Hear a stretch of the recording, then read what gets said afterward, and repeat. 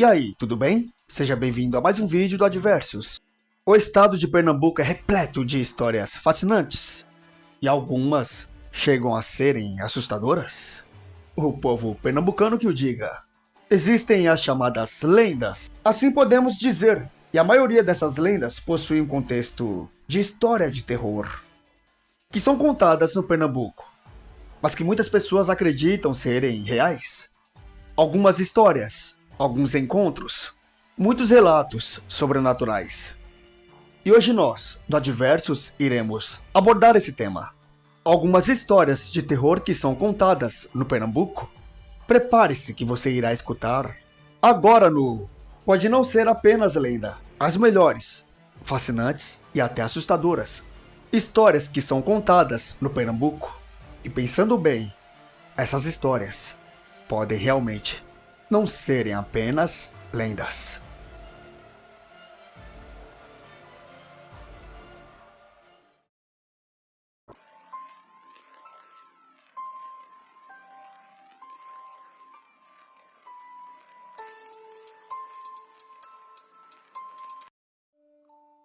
No Pernambuco tem um teatro muito conhecido chamado Teatro Santa Isabel.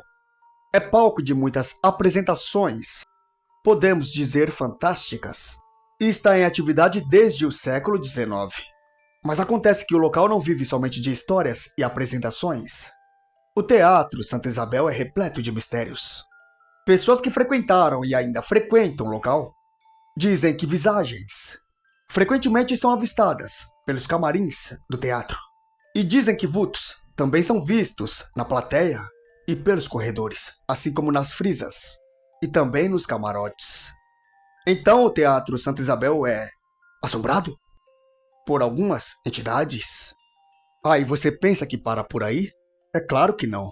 Existem também os sons arrepiantes que são escutados e são confundidos com muitas lembranças guardadas naquele local. Há pessoas que afirmam terem visto naquele teatro à noite, em meio ao silêncio, a figura da austera Senhora do Recife. Ela já havia morrido e também sepultada em tempos muito antigos. O corpo dela teria sido enterrado em Santo Amaro. E claro, existem também os relatos dos funcionários que trabalham ali, que afirmam que no período da tarde, o som do piano de cauda é escutado, sendo tocado por mãos invisíveis. E toda vez que eles se aproximam do piano, a música simplesmente cessa, dando a certeza para os funcionários que seriam espíritos ou fantasmas que estariam tocando aquele piano. E com isso, o Teatro Santa Isabel é um local que podemos dizer que está ou sempre esteve sendo assombrado por algumas entidades. E com isso acaba entrando no imaginário do povo pernambucano de que talvez essa história não seria apenas uma lenda, e sim acontecimentos sobrenaturais, verdadeiros. Outra história muito conhecida por lá se trata de Alamoa, em Fernando de Noronha. Tudo acontece em uma paradisíaca ilha, no local, que guarda uma lenda ou uma história real, podemos dizer horripilante. E uma dessas histórias, ou lenda, se trata de Alamoa. Se trataria de uma mulher loura e nua, com a fosforência e maldade nos olhos. E tudo isso como a encarnação do desejo sexual. E assim muitos homens acabaram sendo vítimas dessa mulher, deixando serem levados pela tentação e os encantos da mulher, eram levados para o lugar mais alto da ilha, conhecido como o Morro do Pico. E lá acontecia algo surpreendente com as vítimas, os homens que eram levados para lá. Pois no momento em que eles iriam abraçá-la, algo assustador acontecia, pois a sedutora mulher loura e também nua acabava se transformando em um esqueleto de órbitas faiscantes, deixando assim os homens apavorados e levando assim eles a se jogarem do pico do morro. Obviamente que eles acabavam morrendo, pois iam direto ao encontro com o oceano ou simplesmente se despedaçavam pelos arrefícios. Essa lenda ou história teria se iniciado quando os holandeses dominaram o arquipélago. E isso teria ocorrido no século XVII. A palavra Alamoa seria uma versão da palavra alemã, e a moça em questão seria uma soberana do reino encantado que existiu em Fernando de Noronha, antes da chegada dos navegadores europeus. Hoje em dia existem relatos de pessoas que afirmam terem visto essa mulher, na qual é chamada atualmente pelo povo pernambucano de a Mulher de Branco, onde uma nova versão dessa lenda ou história viria à tona, na qual uma mulher surgia na estrada pedindo carona aos motoristas de poucos veículos que circulam a ilha. Isso em período noturno. Mas o final da história continua sendo o mesmo. Ela se transforma em um esqueleto, apavorando esses homens. Já pensou se a Lamoa, em Fernando de Noronha, seja uma história real? Seria algo muito assustador, não é mesmo? Essa aqui também é muito conhecida por lá. Se trata do Pai da Mata, onde algumas pessoas afirmam ou acreditam que ele seria um parente do Pé Grande. Aquele mesmo, onde, segundo alguns americanos, afirmam terem visto em algumas florestas nos Estados Unidos. No Nepal, o Pai da Mata seria um gigante peludo, muito forte e também muito alto. E com isso ele seria capaz de agitar árvores grossas e também velhas. Esse ser andaria sobre duas pernas, como um ser humano comum, mas que possuía garras e presas afiadas. E além de uma boca enorme também. Mas estamos falando do Pai da Mata aqui, no Brasil, em Pernambuco, onde essa mesma criatura viveria na zona da mata do sul do estado, que estaria à companhia de caititos e queixadas, que seriam espécies de porcos selvagens. E esse ser que vive nas matas de Pernambuco, mais precisamente no sul do estado, teria uma ira muito grande se voltada aos caçadores. Quem acredita que existe realmente esse ser, o Pai da Mata, diz que ele viveria em matagais mais sombrios, escondido, longe de qualquer pessoa ou população do estado. Porém, quando uma pessoa, mais precisamente caçadores, entram em seu habitat, o Pai da Mata solta gritos horripilantes e risadas assustadoras, altíssimas. E os caçadores, que se aproximassem o bastante para ficar frente a frente com o Pai da Mata, acabavam não sobrevivendo a esse encontro, onde o Pai da Mata daria fim neles. Seria verdade o que dizem sobre essa lenda ou história do Pai da Mata? Será mesmo que no sul do estado, entre as matas, uma criatura gigante, peluda, de garras enormes e presas afiadas, com uma boca enorme, daria fim aos caçadores, que entrariam entre as matas à noite? Você teria coragem de entrar nas matas do sul do estado, do Pernambuco? Eu não.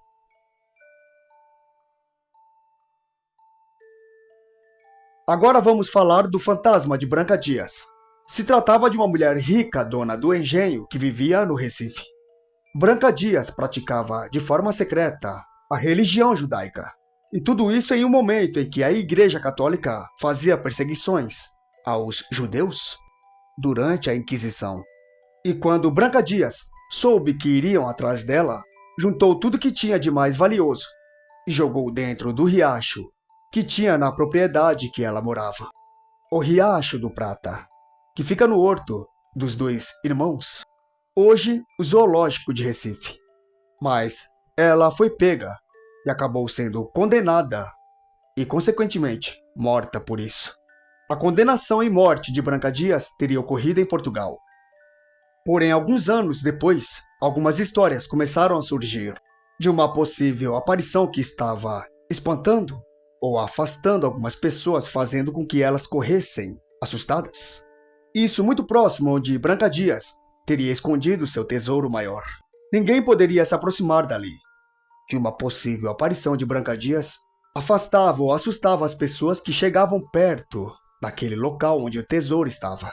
Em meados do século XX havia uma simpatia em que, no São João, as moças que queriam se casar olhavam os rios e córregos para tentarem ver as imagens de seus futuros maridos. Em tempos de engenho, uma dessas mulheres teria sido levada por Branca Dias, ou por seu fantasma. Hoje em dia há quem acredite que um espectro de uma mulher assombra os redores do açude do Prata. Uma mulher que estava vestindo trajes antigos, uma mulher de cabelos longos e ruivos, que possuía uma expressão de soberania, e que para vê-la teria que ir à noite, em frente a um casarão antigo, que fica em frente ao manancial. E olhando para a sacada desse casarão antigo, lá estaria essa mulher, Branca Dias, em pé, esbanjando sua expressão soberana. Provavelmente você já ouviu falar da comadre Filozinha, uma menina que teria ficado órfã da mãe e que teria sofrido maus tratos de seu pai. Um homem que bebia bastante e, sem motivo algum, agredia ela. Uma vez esse homem bêbado acabou chegando em casa e não encontrou sua filha e nem comida pronta. O homem estaria muito bêbado e também com fome. A menina teria ido somente passear no mato. Frequentemente ela fazia esse passeio. Outra coisa que frequentemente ela praticava era desfazer as tranças do cabelo, sentada na campina e assim admirando os animais. Só que nesse dia ela teria que voltar para casa. E ao chegar em casa, acabou sendo espancada e enterrada viva pelo pai no mato. A menina acabou morrendo.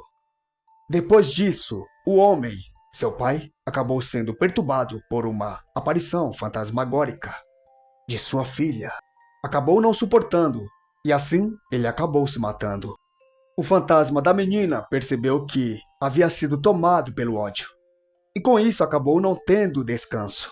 O fantasma não tinha paz, mas que assim teria jurado proteger os animais da mata, dos caçadores que iriam caçá-los. E com isso os caçadores que entram na mata à noite, mesmo conhecendo o local, acabam se perdendo. Isso quando comadre Filozinha não acaba dando uma surra de cipó neles, na qual ela usa como chicote. Dizem que alguns caçadores, até os dias de hoje, escutam sua marca, um assobio, e esse assobio acaba enganando eles, pois quando parece estar perto, é que comadre Filozinha estaria longe, e quando esse assobio parece estar longe, é que comadre Filozinha estaria mais perto do que imagina. Essa entidade estaria vivendo na zona da mata do estado de Pernambuco, e que se ela for respeitada, ela ainda ajudaria nas realizações de pedidos. Podemos falar também do Encantamoças. Tudo começou quando uma iaiá branca, rica e bela, passeava tranquilamente à noite, quando percebeu que estava sendo perseguida pelo marido ciumento. Se tratava de uma região pouco habitada da capital de Pernambuco, isso lá na época de grandes engenhos. Durante a fuga, a mulher simplesmente desapareceu no ar. E como mágica, ela teria sido encantada nos mangues em torno do Capibaribe, onde atualmente seria o bairro do Pina. E ela acabou retornando desse mundo do além e voltou com uma missão: acabar com todos os abusos permitidos na época pela sociedade machista daquele tempo. A lenda ou história diz que quando à noite essa mulher aparece nua para atrair os homens que circulam naquela região em noites de lua cheia, e se parecia muito com uma história de Alamoa, onde os homens se sentiriam atraídos por essa mulher, acabariam seguindo-a. Mas diferente da lenda ou história de Alamoa, ela não se transformaria em esqueleto após eles se aproximarem dela. A imagem dela simplesmente se desfazia, deixando assim os homens também assustados com esse acontecimento. Bizarro isso, não é?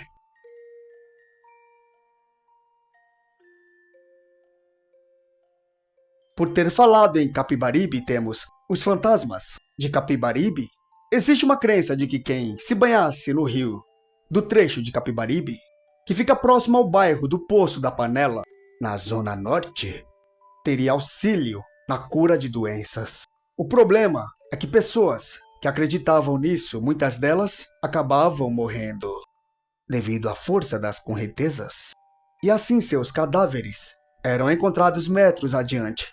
Reza a lenda de que os fantasmas dessas pessoas que teriam morrido ali aparecem para pedir socorro aos vivos que frequentam o local.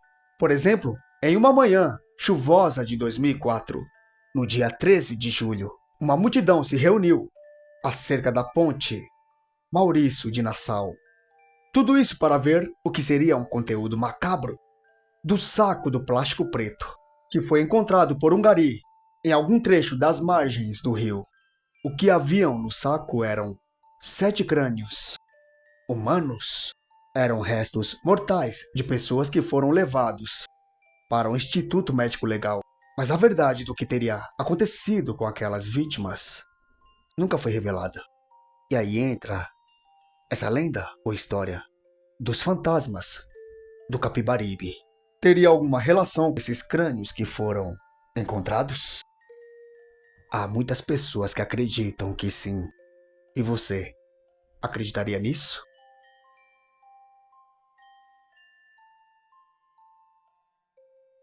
Para fechar, vamos falar da Praça Chora Menino.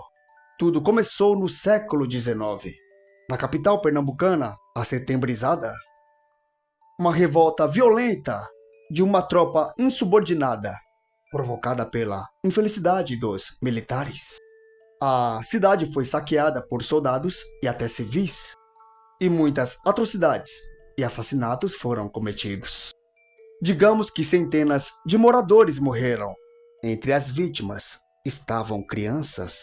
As terras do velho sítio do Modengo, onde hoje se chama a Praça Chora Menino, há muitos rumores, histórias e relatos de pessoas que passeavam ou passearam pela praça tarde da noite, escutavam ou escutaram o som de um choro de menino. E acredite, há muitas pessoas que dizem que esse choro de um menino é escutado até os dias de hoje, onde para ouvi-lo, somente era preciso passear pela praça à tarde da noite. E não somente o choro de um menino seria escutado. Há pessoas que dizem terem escutado soluços e choraminhos de vítimas que morreram naquele acontecimento macabro naquela cidade, lá no século XIX. E você, sabendo dessa história, teria coragem de passar pela Praça Chora Menino tarde da noite, sem medo algum de ouvir esses sons fantasmagóricos que são escutados por pessoas que afirmam terem escutado? Olha, essa realmente é uma história muito intrigante, misteriosa. Ou lenda, sei lá. Porém, se for verdade, a Praça Chora Menino não teria somente o fantasma de um menino que assombra o local. Há muitos outros fantasmas que estariam fazendo companhia para o fantasma daquele menino. Se duvida, visite o Pernambuco e passe tarde da noite pela Praça Chora Menino.